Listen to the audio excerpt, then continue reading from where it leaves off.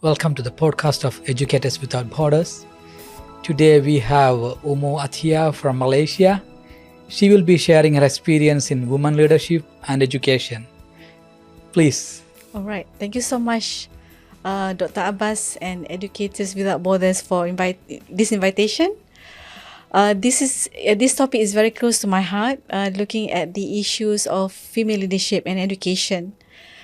In Malaysia, I think elsewhere is also the same thing. The scenario of the underrepresentation of female leadership at the top position, at the higher education level, as well as I think at the higher education level, at a higher post. But you can see a lot of teachers are women. But when it comes to the higher posts, we can find lack of female leaders in that. So to some, it is not a problem. But to me, there is something important things missing there. Because when you have diversity in leadership, so you'll be able to have different inputs and perspective as well as experience. So I think with female leadership, it can add to more values, to the system. We hope to see more women, to be holding higher position. You had a prime minister, deputy prime minister there. Yeah, it was before. Yeah. For a brief period of time. Yeah. Yes. So as we are speaking today, Malaysia, we have not have the top position of women in the government, for instance. We have at the ministerial level, but the number of women never exceed 5 out of like 40 or 35 or over 30s. So we are looking forward to have that revolution, in terms of representation. But in schools and universities, I think there are a lot of women students representation. Yes. As students, we are reaching more than 70% That's of great. women That's great. as a students. And boys and men are missing, at the higher institutions. So this is, I think, a national crisis as well. Where are they? Right?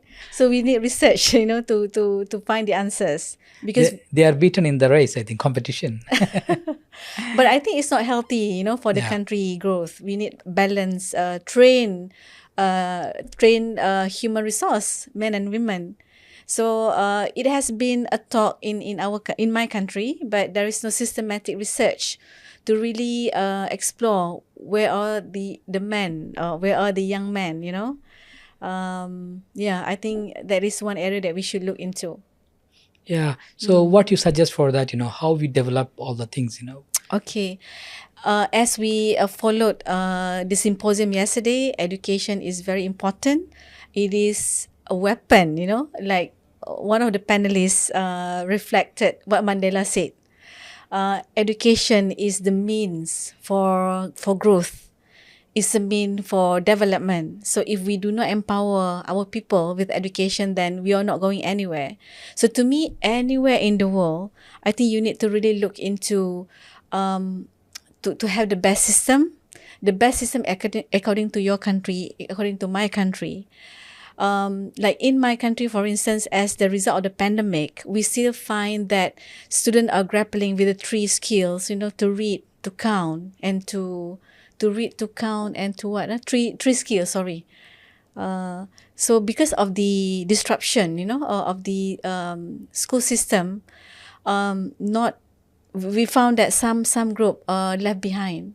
So I think in the context of Malaysia, the ministry has to focus on this particular left group on how to really empower themselves of this basic skill. Because when you wanted to have a surviving skill, more resilient in terms of economy and survival, they need to empower this basic skill. Yeah. So I think moving forward, although we are so excited with new technology, with innovations, and even Malaysia, we are achieving gender parity in education. Yet there are certain group that are still left behind. So I hope the ministry will look into this and ensure that everybody will be empowered in terms of education. That's great. Yeah.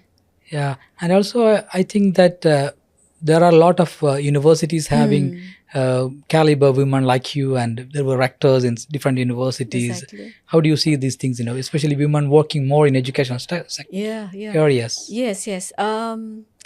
We had female VCs, female rectors and president. We look into it. We look forward to have more, but because of the appointment of the president and VCs are actually political appointment, so it is very challenging in the Malaysia context. But from a lot of discussion, they say that there is no difference between having female and male VCs. Yeah, it is a matter of the effectiveness of being leaders, isn't it? But to me, I have some reservation about that. Although there is a truth about that as well, but I want to take a space, for people to really look into these issues, because it really is men and women have different perspective, right? For instance, I would like to draw an attention to a certain case. For instance, I had involved in one discussion, being in the management. There was one foreign academics, the issue was for her extension. And at that time, she was having a baby. So in the contract, there is no provision to cover confinement because the contract were looking at men. Do you see what I mean? Yeah, got it. So at that in that particular meeting, I was the only female present. Oh. In the management position. So I was able to look into that aspect. Yeah. But the rest, they see like she can take annual leave, but there is a specific rights for a laborer, right? Yes. For a staff. Yes. So that is something missing, So that's why we need female perspective. It's good to have diversity, isn't it? Yeah, sure. I agree with. Yeah. And also, this is time of the new technologies and the media, new medias. How do you think the female involvement in that, and how much it helped to educate the female? Oh, okay.